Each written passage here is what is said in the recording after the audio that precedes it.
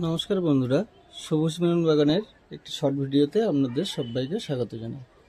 বন্ধুরা, যে সমস্ত গাছ টবে মারা যায় সে সমস্ত গাছের টবগুলোকে আমাদের ফাঙ্গিসাইডের জলে স্যানিটাইজ করা বা শোধন করার দরকার হয়।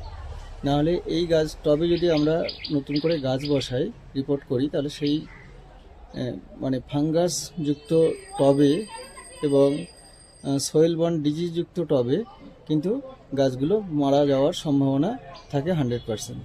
সেই জন্য আমরা এরকম একটা বড় ড্রামে, আমি 200 লিটারের ড্রামে ফাঙ্গিসাইড, কার্বনডিজিম, ম্যানকোজেব গ্রুপের যে কোনো ফাঙ্গিসাইড, সাপ হোক বা আপনার অন্য যে কোনো ফাঙ্গিসাইড হোক, সেগুলো আমরা দিয়ে জল সঙ্গে মিশিয়ে নিয়ে আমরা টবগুলোকে পরিশোধন করে নেব।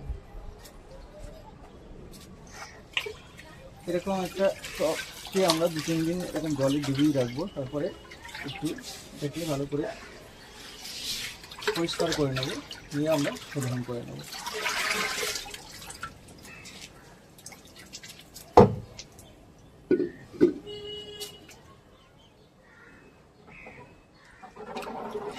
আমরা কার্বনডিজিম, ম্যানকোজেব গ্রুপের ভালো ফাঙ্গিসাইড, যেটা স্প্রিং, সেটাও ব্যবহার করতে পারি। এরকম 200 লিটার একটা ড্রামে আমরা টব অনুসারে তাকে মিশিয়ে নেব, নিয়ে আমরা তাকে শোধন করে নেব।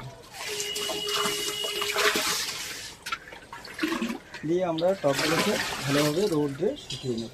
এইভাবে আমরা টবগুলোকে শোধন করে নেব।